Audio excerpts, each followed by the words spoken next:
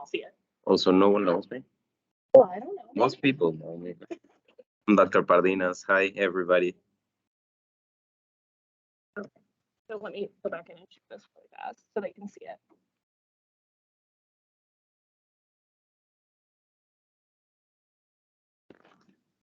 I don't know how to do any of it. It's okay, I'll do it.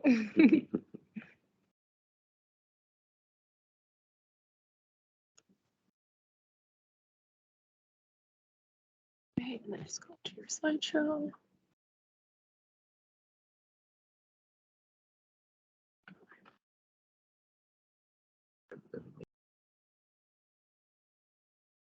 And then if you just hit like the space bar, then you can hit next. Yep. But I cannot. Hang on, let me see what they are seeing here.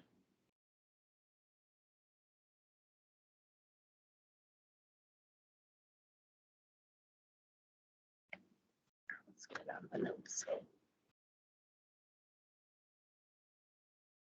Sorry, guys, hang on just one moment.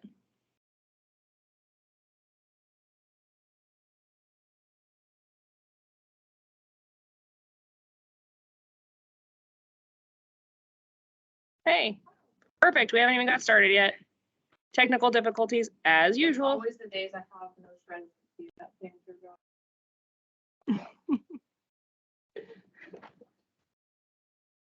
I cannot put it with the notes, right? Do you want it with the notes? Ideally, but it's okay. No, I think we'll be able to do it. But it should show as presentation here. Correct. That's what and I'm trying to do. But then it's not showing your notes. Are you sure? About it, yeah. Okay. All right, we're gonna start now. Yeah, go ahead. Okay, so I think you had the lecture with Brett yesterday about the ventilator management, and this is supposed to be advanced ventilator management and ARDS. Okay, so the objectives of this session are to get familiar with the concepts of ventilator management for people that take care of critically ill patients and improve the management of patients with severe respiratory failure. So this is what we're gonna look at. Just a little bit of physiology at the beginning. I hope it's not too boring, but it will be fast. We'll talk about a little bit about oxygen delivery and what is the concept of permissive hypercapnia, and then how to titrate the PEEP, and how to ventilate patients with bronchospasm, which are challenging. And then a little bit about prone positioning and paralysis, which is something that we saw a lot during the COVID-19 pandemic. And then just more advanced, sorry, the battery is running low here. I think, oh, there we go. I think yeah, it's lucky. And then just more advanced therapies or rescue therapies like ECMO briefly and pulmonary vasodilators. So, okay, so the main purpose of mechanical ventilation is a supportive measure, okay? It's not meant to treat, and that's something that I'm sure you guys are aware of, but maybe it's something that it's important to communicate to families. You know, the main and the bulk of critical care medicine is supportive care. And if we focus on supportive care rather than just magical pills and magical treatments, I think we'll all be able to do a good job. So we're gonna start with a little bit of physiology. So does anyone know what are the targets for saturation of oxygen when we're giving oxygen to a patient? What are the parameters that we should look at? Someone with ARDS, for example. Saturation targets. Like, what is the target SpO2 for someone who's in respiratory failure? 80. Right. So 88 to 95% is something that we always look at, which is not normal, you know, it's a little bit on the low side. we really don't know what the as we saw during the COVID-19 pandemic, there were a lot of people that were much lower, and we're still okay. So we don't really know what the real targets are, but we shoot for something like 88 to 95%. This little curve figure that I put in the bottom there just is to correlate with how much PO2 relates to the number of saturation. Okay, so a PO2 of about 55% is roughly about 88%. Okay, just so this is never going to be a normal value on the ABG result. So just know that we're not targeting normal values. Okay. The arterial oxygen content is basically how much oxygen there is in the arterial blood, and it's measured by 1.34 times the hemoglobin. And it's 1.34 because that's how much 1 gram of hemoglobin can carry oxygen. Okay, so 1.34 milliliters can be carried in 1 gram of hemoglobin. So if you multiply by the amount of hemoglobin that a person has, you get how much oxygen is in the arterial system. Okay, and then the PO2, it can basically be disregarded because it's a very small number. So initially, we get oxygen into our system. The arterial blood is saturated with oxygen, and then it's transported to the tissues. Okay, we all know this. The most important parameter to deliver this oxygen is what? And it's right there on the slide.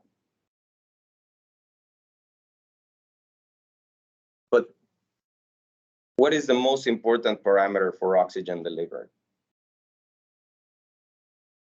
Hemoglobin is very important, actually, yes, but there's one more important one.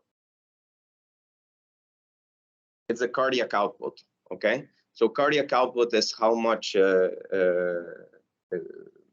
the amount of blood that passes through our system in 1 minute, okay?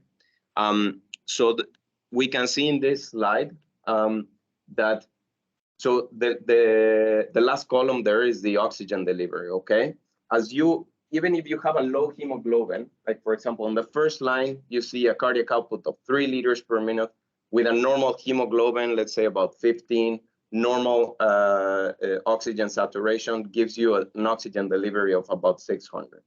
If your cardiac output is increased to 8 liters, even if you have a hemoglobin of 7, okay, you can still have a normal oxygen delivery. And this will become important when we talk a little bit about ECMO, okay? Just bear with me. In the last line, you can see also increasing the cardiac output up to 8 liters with a saturation of 75% will still give you a significant amount of oxygen delivery, okay? Another important parameter is oxygen consumption, or how accurate is the body in using that oxygen that we are delivering, okay?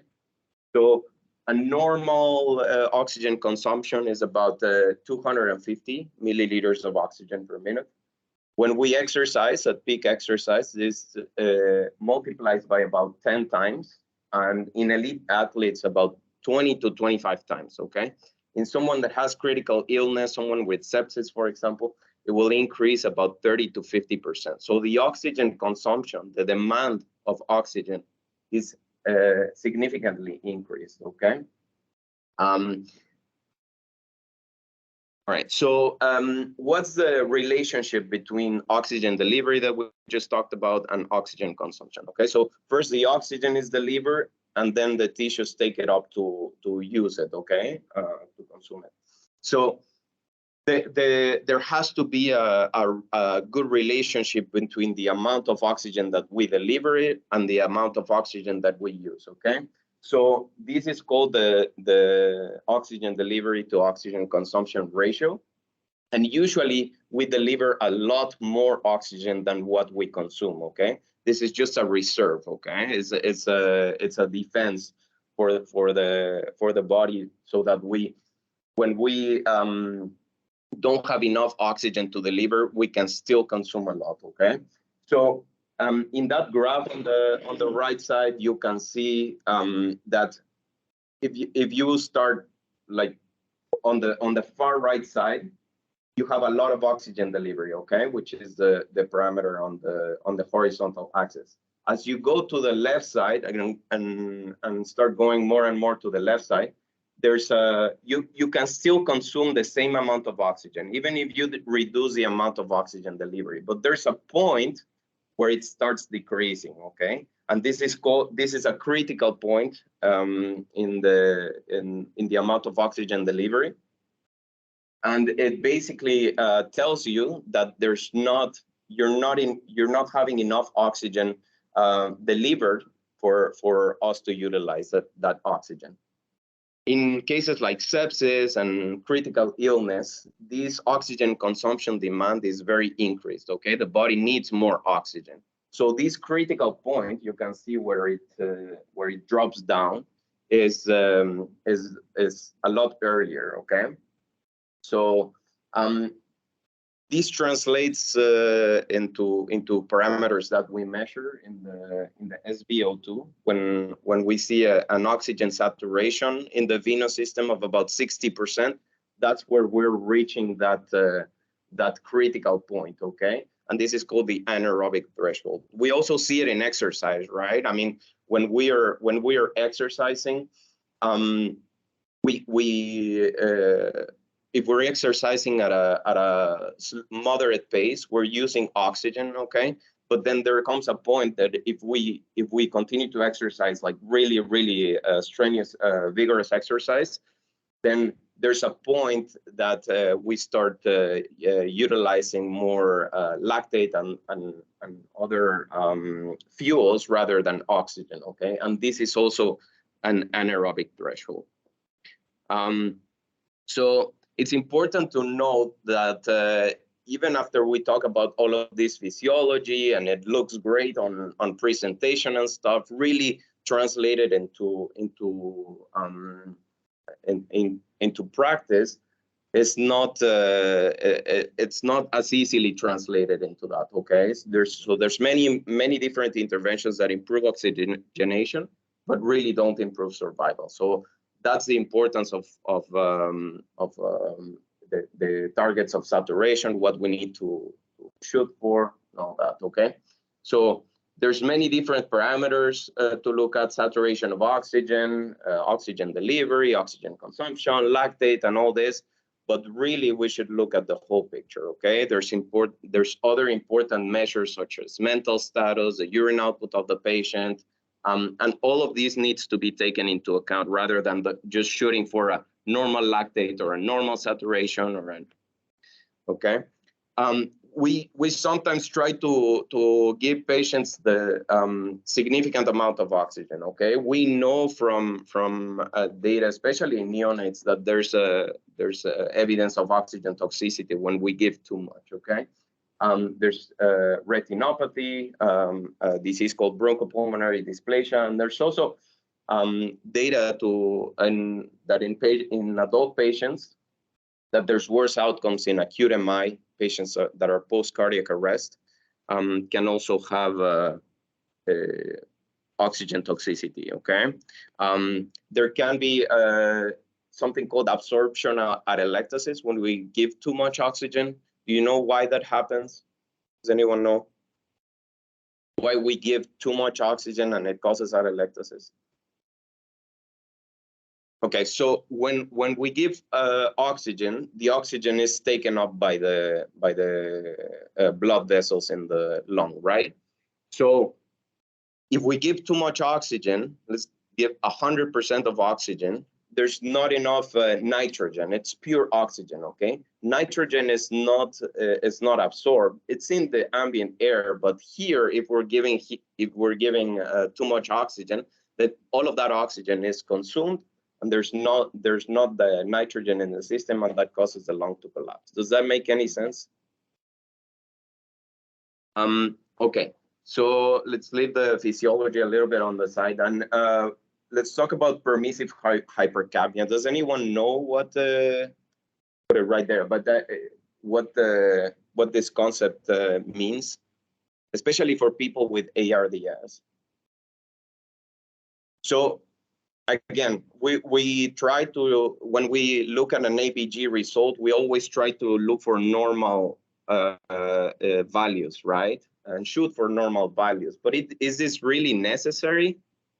So data points out that it's really not, okay? And shooting for normal values can sometimes be detrimental, especially in people with ARDS. What we're going to look at in a few slides is the importance of shooting for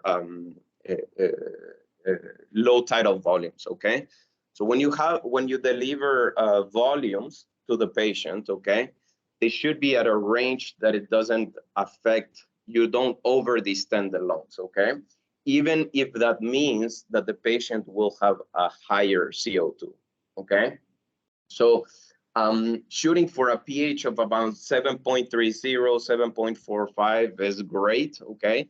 Even pHs of 7.15 are still reasonable if you're able to maintain a normal tidal volume, okay?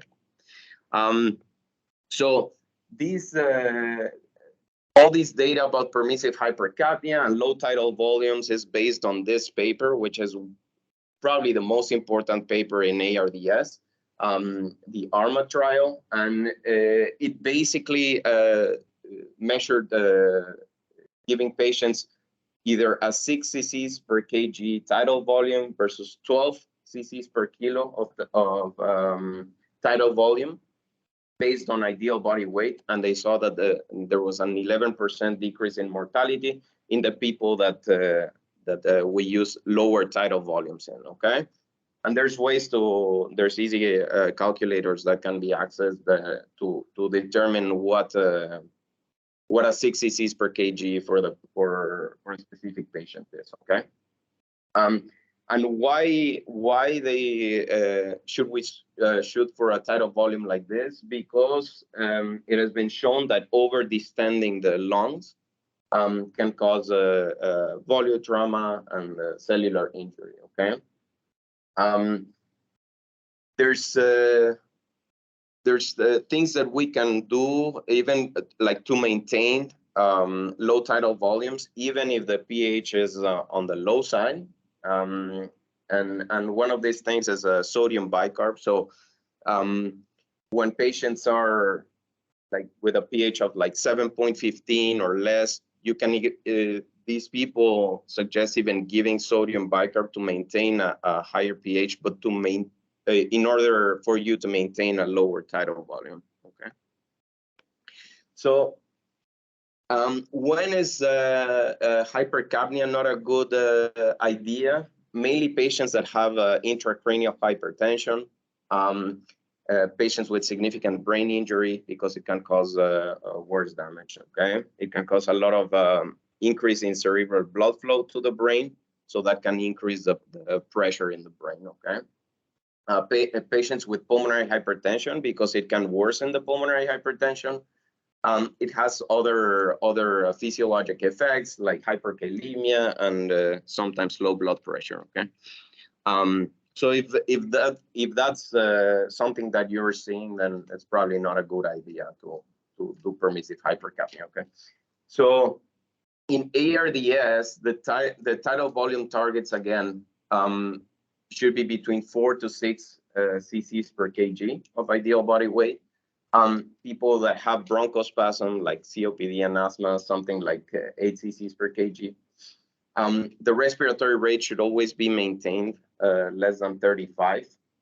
So when you shoot for lower tidal volumes, so what are the parameters that determine ventilation, that determine the CO2? In the ventilator, you have 4 different parameters, mainly 4 different parameters, right? The respiratory rate, the tidal volume, the PEEP, and if you're doing volume control, tidal volume, PEEP, respiratory rate, and the FiO2, right? Those are the main things that so which of those 4 determine the CO2 level? So between respiratory rate, tidal volume, PEEP, and FiO2. Yeah, so the respiratory rate and the tidal volume, okay? Because the amount of air that you exhale is the amount of air, is the amount of CO2 that you're expiring, right?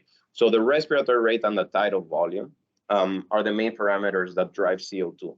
So if you have low tidal volumes, what's the other parameter that you can affect to that you can titrate to affect the CO2? The rate, right? The respiratory rate. So you can always increase the rate to maintain a low tidal volume as long as the rate is not higher than 35, okay? And 35 is already like really, really fast, okay? So again, as I said before, consider bicarbonate infusions if the acidosis is causing problems. If you have a pH that's really low, like 7.15 or so, something like that, you see that the patient is having hypotension, that you're having electrolyte disbalance, that is when you should use bicarb, okay? Does anyone know what is ARDS? I mean, it's an acute respiratory distress syndrome, okay? But the most important thing is how how we grade the ARDS, okay? So there's mild, moderate, and severe, okay? So mild ARDS, so there's a parameter that we use to determine what's mild, moderate, and severe, okay? So this parameter is called the PF ratio, which is PaO2 over FiO2, okay?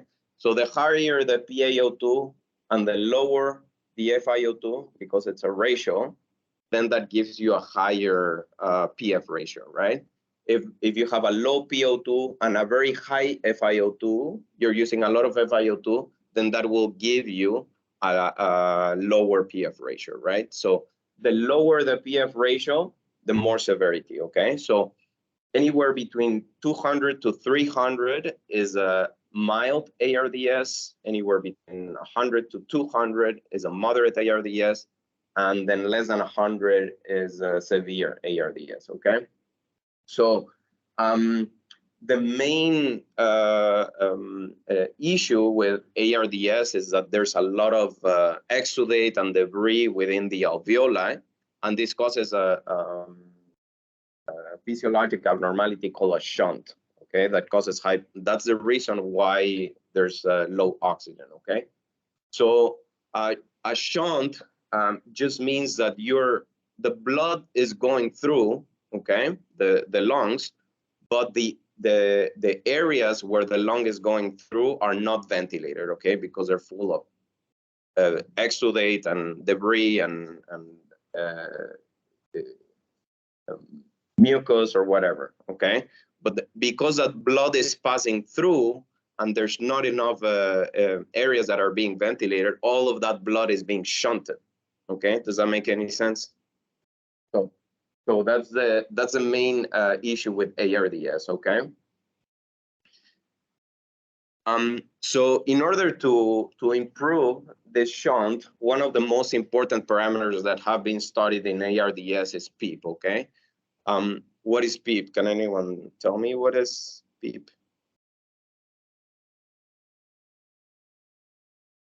Right. Right. So it's a pressure, the minimum pressure that will be maintained throughout the respiratory cycle, regardless of if you're exhaling or inhaling. At least there will be that amount of pressure. Okay. So positive end expiratory pressure. It's like as if someone was breathing in front of a fan, and you're getting all that air. Okay. It keeps those lung units open. Okay.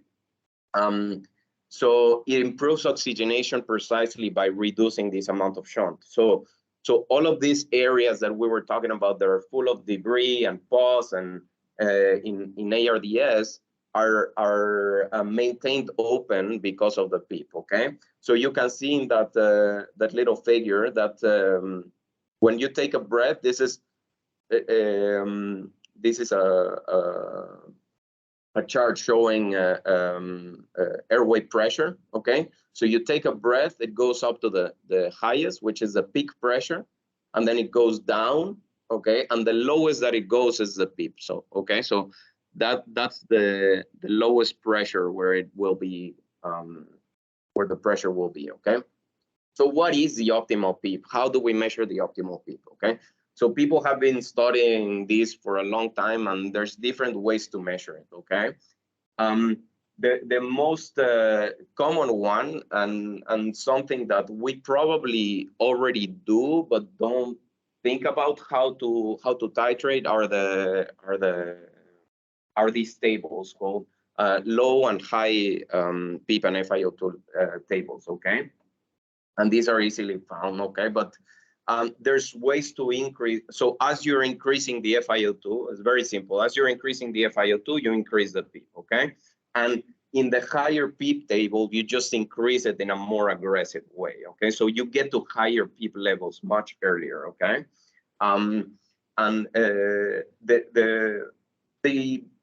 There was a group that basically studied which one is better, either a low or a high PEEP table, and there's really not much difference.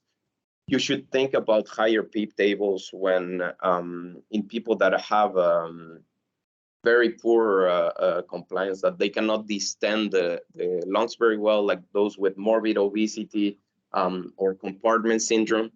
But really, there's no difference. There's another way to improve PEEP that are recruiting maneuvers. I don't know if anyone has done a recruitment maneuver. It's, I mean, good because it doesn't work anyway. But so recruitment maneuver is you put the patient on CPAP of 40 or PEEP of 40 for 40 seconds. Okay, so that's huge amounts of PEEP, but only for 40 seconds, with the idea of opening all these alveoli. Okay, so this has been studied as well. There's not really any difference. The problem is that you have to be there, and it takes time to perform and all that. So, and it can cause low blood pressure. Okay, there's another way to titrate PEEP. It's called with the pressure and volume curves. I don't know. Are there any RTs in the? Okay.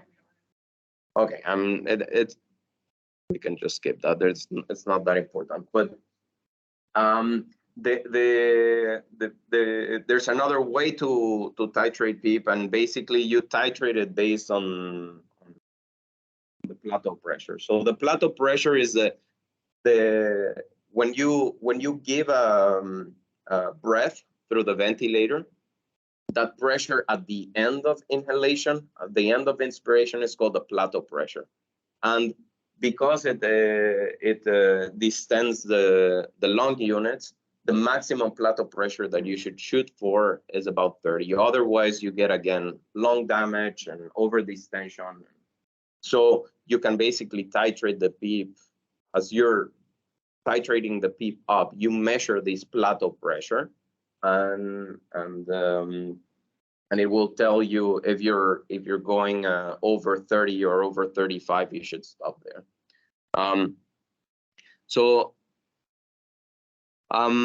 Another way to determine this is with an esophageal probe. So basically, you put like as if you were putting a feeding tube, but this feeding tube is lodged in the esophagus, and it has a little balloon that measures the esophageal pressure. Okay. And this is supposed to translate into the pleural pressure, okay? So the transpulmonary pressure is basically the pressure that keeps the lungs open, all right?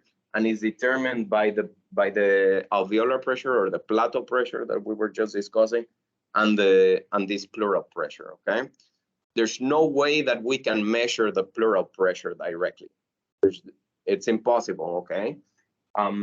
So the way to do this is with this esophageal probe, okay? So so basically, by measuring these parameters, the plateau pressure and the esophageal pressure, you can determine the transpulmonary pressure, okay? So this transpulmonary pressure should be maintained a little bit positive, okay? So if you're seeing that by measuring the PEEP and the plateau minus the pleural pressure, you're getting negative pressures with this esophageal monitor, then you can titrate up the PEEP, okay? And that's another way to measure it. It's not that important. So so basically, there was this study that all these people measured compared these different ways to measure PEEP.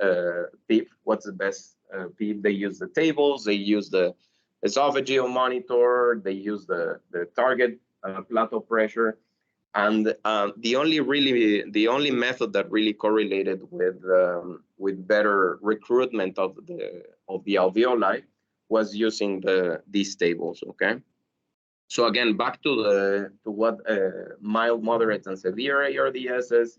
So this PaO2 and FiO2 ratio tells you the degree of severity, and this is a rough estimate as to how much PEEP you should use. Okay, it's not perfect, but it's a good way. So the worse the severity, the greater PEEP you should use. Okay, again, this is not something that has been studied, but it just roughly tells you where you should be. Okay. Now, patients that have asthma or COPD, the ideal way to ventilate these patients is a little bit different than ARDS. The most important treatment, we already know, it's pretty straightforward: bronchodilators, steroids. And I don't know if this is more for RTs, but anyway, so there's when you hear a ventilator alarm, the most important thing to determine, or a high peak pressure alarm, we've been in ICU and all of a sudden there's an alarm because the patient has high peak pressures, right? So how do we determine what is going on?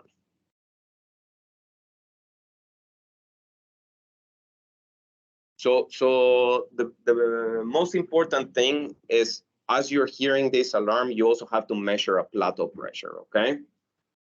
The difference between the peak pressure, so the green point, and the plateau pressure is the resistance of the airway, okay? So the higher the difference between the peak inspiratory pressure and the plateau pressure is how much resistance there is in the system. If there's a lot of resistance, then that means that there's something wrong with the air passing through to the system. So there can be a problem with the ET tube being too small, with the mucus plugging, with the ET tube being kinked. So that's a resistance problem, okay? When both of the parameters are affected, like both the inspiratory pressure and the plateau pressure, but there's not a lot of resistance, then there's a problem with either pulmonary edema or a pneumothorax or an intubation on the right side.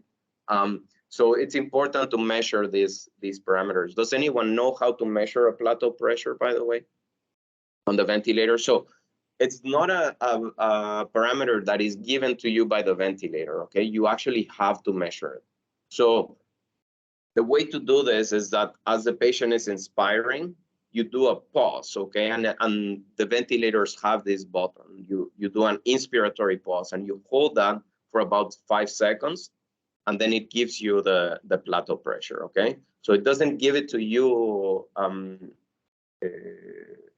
continuously, but you can measure it, okay? And this is a way to measure it. It's very easy. All RTs know how to do it. When you have one of the main problems of how to ventilate these patients with bronchospasm, like asthma and COPD, the most important parameter is a low respiratory rate, okay? Because has anyone heard the concept of auto PEEP? No. Yeah, so auto PEEP is basically when this concept of dynamic hyperinflation, okay? So as you're breathing in, you're not exhaling all the air out that you're bringing in, okay? So you cannot keep up with that. You keep inhaling and inhaling and inhaling, and you're not exhaling all the blood out. So that causes a lot of intrathoracic pressure that can affect your hemodynamics, and really it's the most important thing to avoid in these people with COPD. How do we measure auto-PEEP? So usually when you look at a ventilator, you see a pressure curve, you see a flow curve, and you see a volume curve, okay? Those are the main things that you see on the ventilator, okay? So to measure auto-PEEP is exactly the same way as you measure plateau pressure, but during expiration, okay? So basically you do a pause when the patient is exhaling, and when you do a pause, the flow should return to zero, to that line. When you in that image on the upper part of the slide, you can see that the dotted line goes back to zero. So if it doesn't go back to zero, you have an auto-PEEP problem, okay? So to measure this, you as the patient is exhaling, you do a pause, again, 5 seconds. And then if on the pressure curve, there's an increase between the PEEP that you set and the PEEP that the machine gives you, then that amount of PEEP is auto-PEEPing, okay? It basically tells you the amount of extra pressure that there is in the system. So again, the goals in patients that have a bronchospasm is to minimize the amount of hyperinflation or this auto-PEEP. And the best way to do this is to decrease the respiratory rate, okay? You can also decrease the inspiratory time, but that can cause a lot of air hunger. So the main thing is to decrease the respiratory rate. So one of the most important ways to ventilate these patients are with a low respiratory rate. So these are like initial vent settings for people that have bronchospasm. So a rate should be kept around 10 to 14. Tidal volumes a little bit higher than ARDS, and usually a lower PEEP. Some other therapies that we can use that are not really well studied, but physiologically make sense, and that's why we do it. Heliox, so there's like an extra tank that is attached to the ventilator. So heliox is much less dense than room air, so it allows for the air to go easier, okay, into the system. And patients with asthma have a lot of the airways are very inflamed, so it just allows the air to go in easier, okay? So it just mixes the oxygen and the helium. We can also give ketamine infusion. So ketamine is supposed to be a bronchodilator as well. So people that are on mechanical ventilation, you can give them ketamine, and that sometimes can improve patients. Ketamine, the problem is that it can produce a lot of increased secretions, so you have to give something for that as well, okay? Some people talk about therapeutic bronchoscopy. I've never done this, but sometimes when you have mucus plugging, you can relieve this with a bronchoscope. So we're I think a lot of people became a lot more familiar with prone positioning and analysis after the COVID-19 pandemic. You know, we were turning patients all the time, and these the prone positioning should be done in patients that have a PF ratio of less than 150, so moderate to severe ARDS.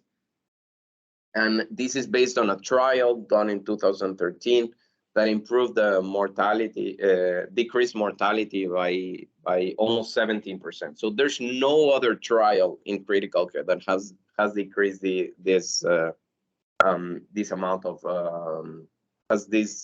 decreased amount of mortality. Okay, so That's why we do it. We normally prone patients for about 16 hours and then leave them supine for about 8 hours. And then neuromuscular blockade or paralysis is also another measure that we use. This is based on the Accuracies trial, and people were paralyzed for the first 48 hours after they were started on mechanical ventilation. And it's also for treatment of patients with moderate to severe ARDS. So why does proning work?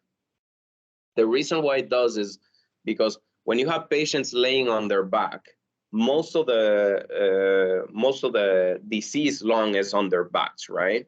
So the air is not evenly distributed. Okay, so and also because of gravity, all of the flow of blood is pulled to that area where it's not to the area of the back of the patient where it's not being used because it's all consolidated. So to make this a little bit more even, we turn the patient so that this area is less, the disease lung is more evenly distributed, okay? So it's basically to improve the ventilation and perfusion, okay? The risks, the problems with prone positioning are when you're turning the patient, you can dislodge the ET tube, you can dislodge central lines, and so ideally it should be done with checklists, with at least like 6 people in the room, and they should all be trained as to how to do prone positioning. I know the critical care nurses know how to do it very well.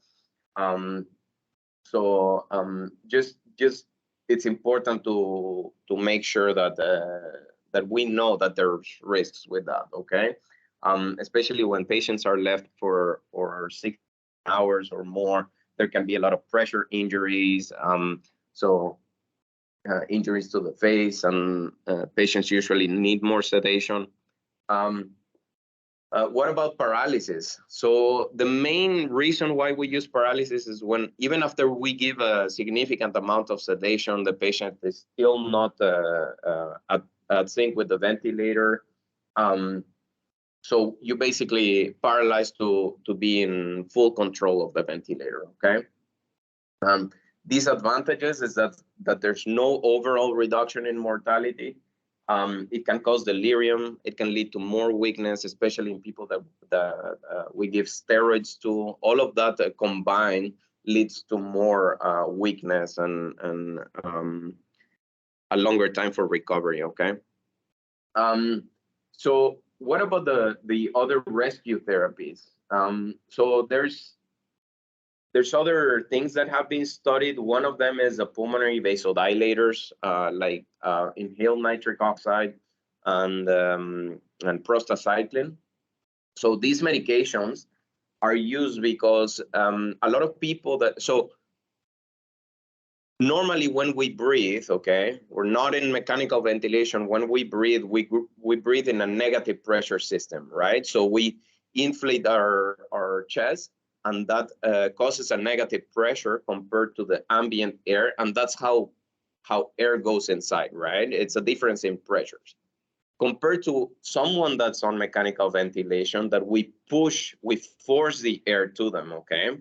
So when we force the air to them, that causes more pressure into the lungs, okay? And that you basically, when the pulmonary vascular system is a low pressure system, okay? So it's not affected by the way we're breathing right now. However, when we're forcing the air inside, when we're pushing, we're giving more pressure, and that causes increased pressure in this low pressure system, okay? And that can sometimes affect the right side of the heart, okay? So the right side of the heart, we know that gives blood to the lungs, to this low pressure system, and it's usually significantly weak compared to the left ventricle, okay? So when we're giving a lot of this positive pressure, that can affect the right side of the heart, okay? So the reason I say that is because when we give these pulmonary vasodilators, this allows the system to be to decrease the amount of pressure that there is in this system, okay, to ventilate the lungs better.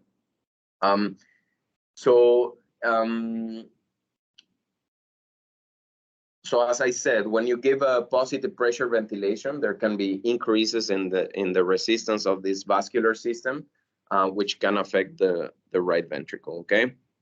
So one of the ways to fight against that is to give these inhaled vasodilators, okay? And they can be attached to the mechanical ventilation. The advantages is that it vasodilates only the areas that are adequately ventilated, okay? So it won't affect the lungs that are most diseased, okay? It's good because you put it on and within minutes you should get a response. And then as soon as you take it out, if you're having adverse effects, it goes away pretty fast, okay? So it doesn't have a lot of hemodynamic effects. Disadvantages with the most commonly used inhaled nitric oxide is that it can cause kidney disease. So these things have been shown to improve oxygenation, but not really survival, okay? So when should we consider these vasodilators? Usually in patients that are not candidates for more conventional therapies, like patients that are older or patients that are morbidly obese, patients that we cannot prone. Also, when we use very high levels of PEEP or modes of mechanical ventilation like APRV, these can also worsen because of the amount of pressure that we're giving. This can also affect the function of the right ventricle, okay? So when we have a dysfunction of the right ventricle, which is usually diagnosed with an ultrasound of the heart, one of the two most commonly used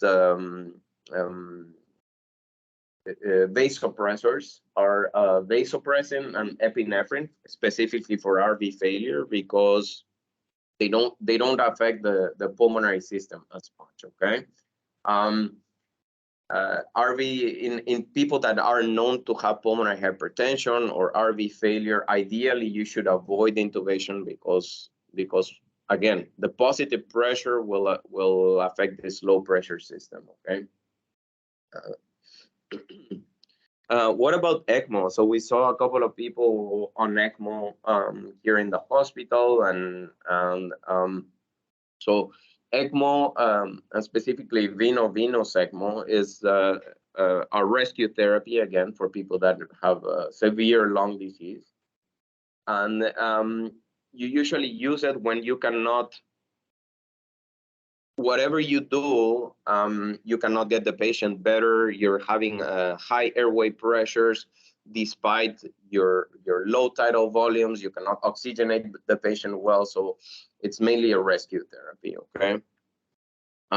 So basically the way that ECMO works, you have DV ECMO works is you have two cannulas, okay? One that takes out the blood, okay, and passes through a pump like a motor and takes it to an oxygenator. This oxygenator has a blender with a lot of oxygen, and then as the blood passes through that, it takes up all the CO2 and oxygenates the blood, and then with another cannula it is passed back to the heart, okay?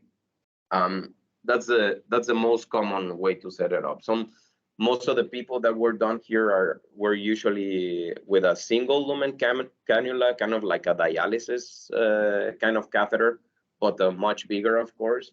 And it has two ports, so one that takes blood into the ECMO system and one that brings back the blood, okay?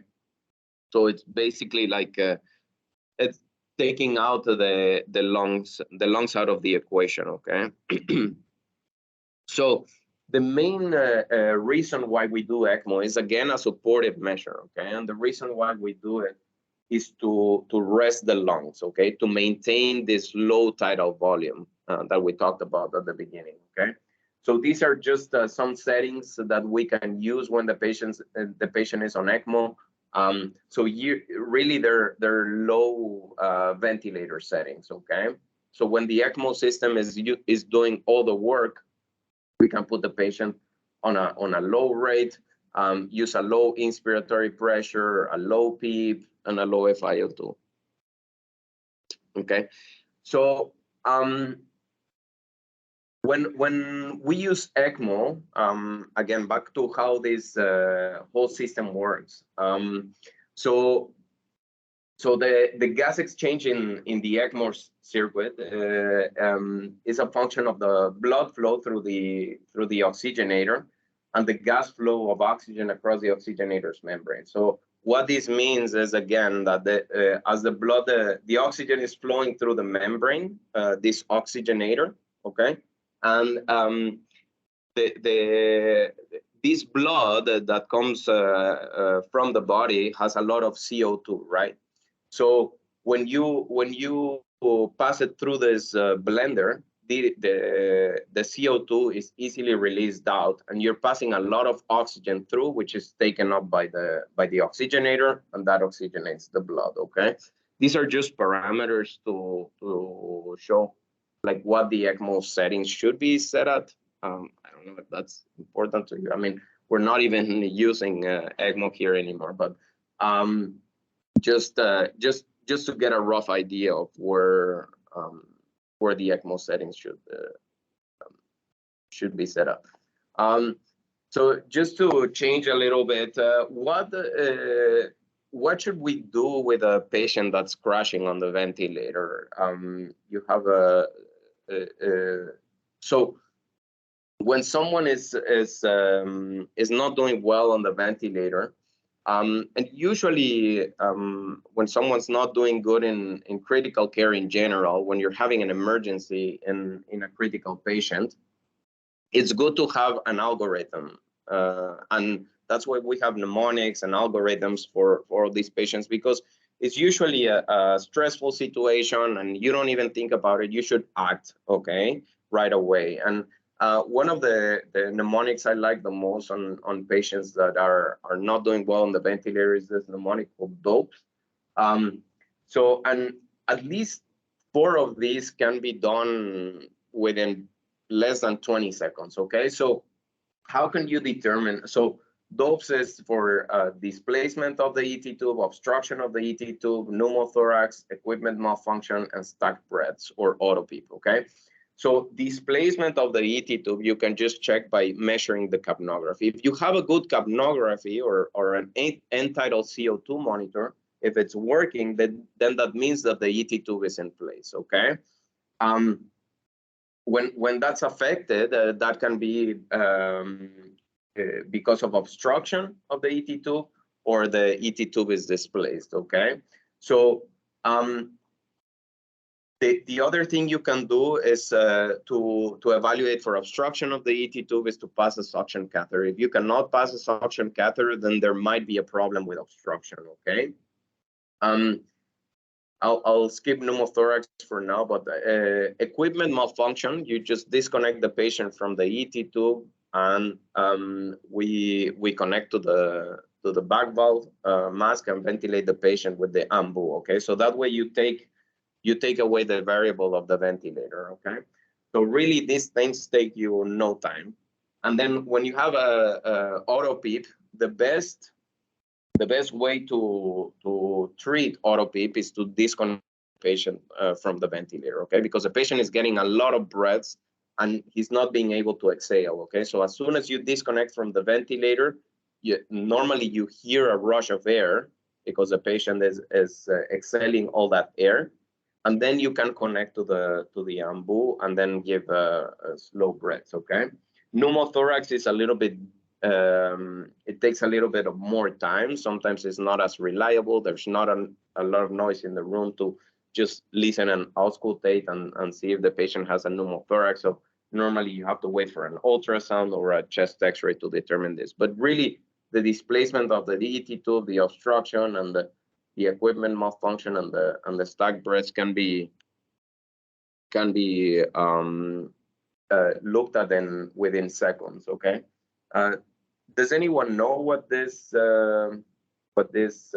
slide represents? What type of mode of mechanical ventilation this is? So they asked me to talk a little bit about APRV, okay? So APRV is basically like an inverse ratio ventilation. What does that mean? That means that normally we breathe in a 1-to-2 ratio. That means that it's much faster our inhalation than our exhalation, okay? So normally we breathe in within about a second and then breathe out between 2 to 3 seconds, okay?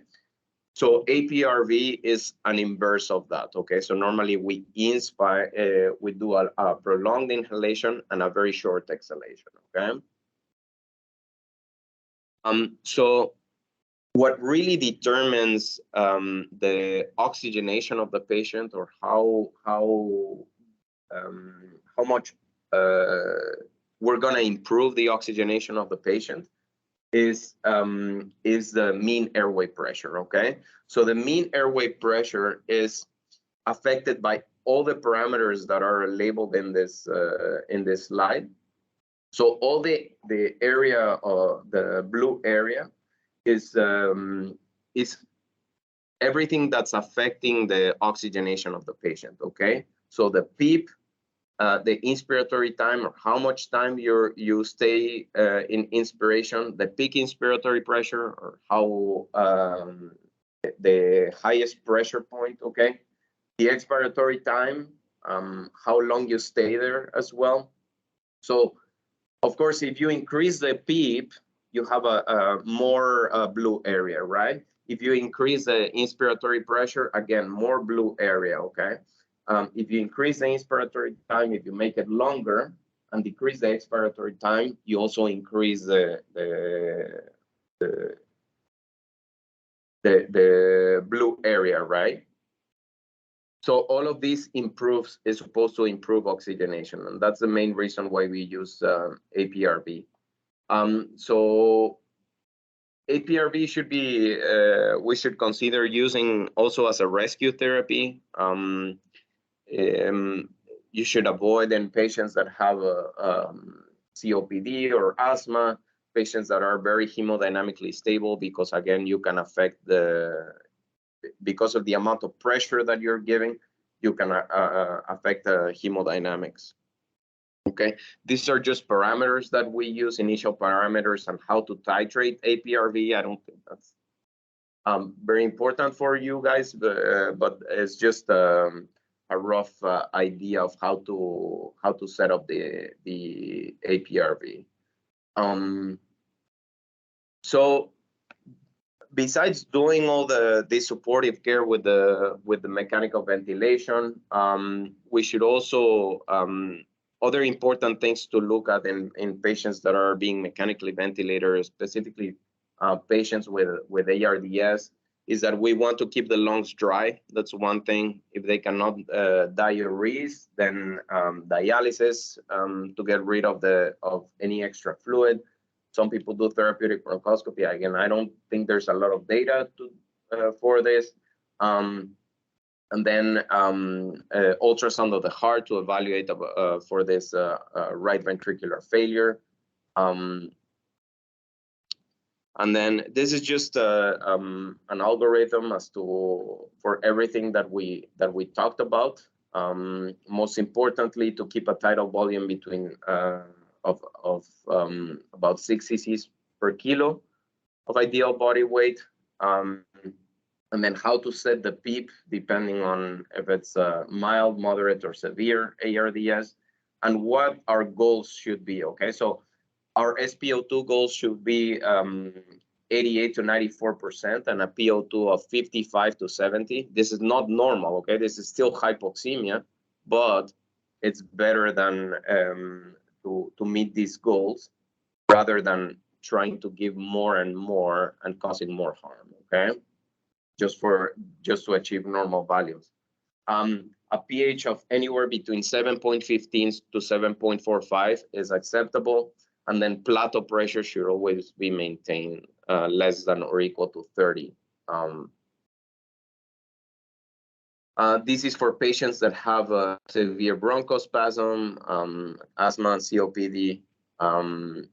And you should shoot for a little bit of a higher tidal volume, like 8 cc's per kg. And then we discussed that the rate is the most important parameter to keep it on the low side, anywhere between 10 to 14.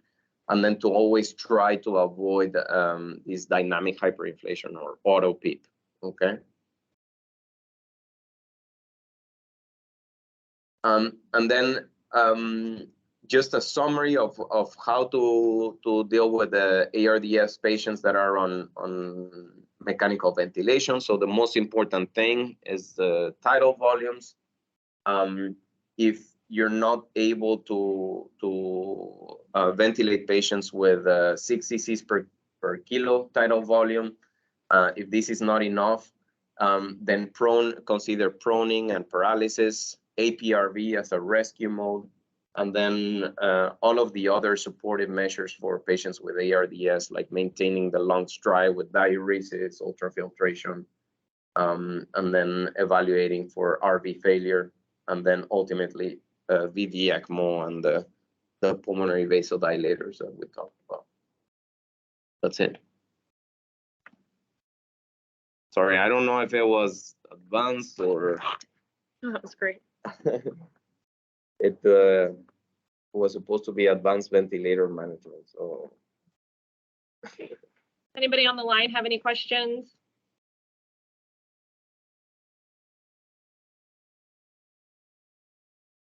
is anyone still online? Yeah, they're all still there.